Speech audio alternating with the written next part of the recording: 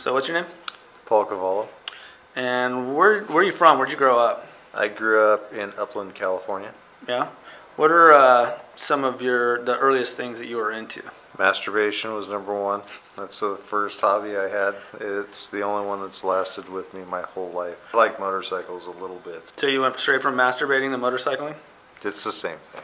Actually, I would say it was a different muse, but it's exactly the same thing. Well, what about any other hobbies that you had when you were a kid? Before motorcycling? Yeah.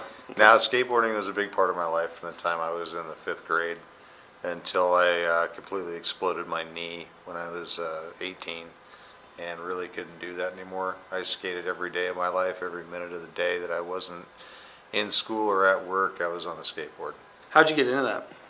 I grew up a couple miles away from Pipeline Skate Park, and that's what we did. The skate park.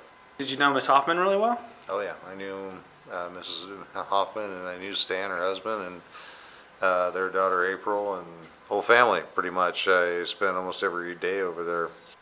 What were some of your early musical influences?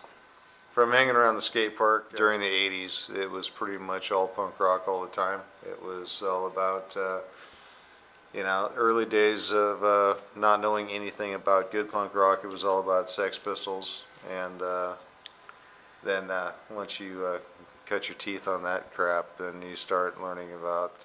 It's not until you actually experience some of the Southland punk rock of the Dickies, the Vandals. And you had some good stuff out here. A great scene here in Southern California. I know from my experiences in the 80s, it's not so diverse like it is now. Back then, you listened to punk, hair bands, or metal. Was there any kids that were hanging out that were into that metal shit? If you hung out at the Pipeline in the 80s, you were listening to punk, and that was it. There was nobody else was really allowed. There was no other influences until later on. Yeah, the hairband guys hung out wherever hairband guys hung out. And if you were at the Pipeline Skate Park between 1980 and 1989, you listened to punk rock, and that's all there was to it. East Coast had the Ramones, and the West Coast had Dead Kennedys and the Vandals and 1,000 other bands. I mean, the East Coasters like to think that they invented punk rock. They can fight it out all they want with fucking the English people. We had the good bands. That's all I have to say.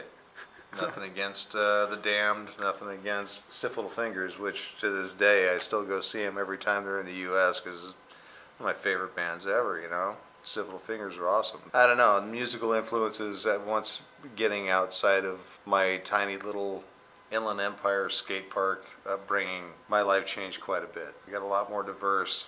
I started to actually listen to other music and not hate anything that wasn't what I thought fit the mold. What was one of the bands that kind of broke that mold for you? Beastie Boys. Beastie Boys changed my whole life. Up to that point, absolutely fucking hated rap music with a passion. Could not stand it. Paul's Boutique came out. Beastie Boys mixed up some shit that it was just amazing. Mike D's snaps through that whole thing, all of his tracks that he wrote the loops on, taking vintage funk and even southern rock and classic rock, mixing that in with hip-hop music. It was just a totally different vibe. And, they had everything from 70s funk on there to just their freestyle rap. It was all really good. And that kind of opened my eyes to other things.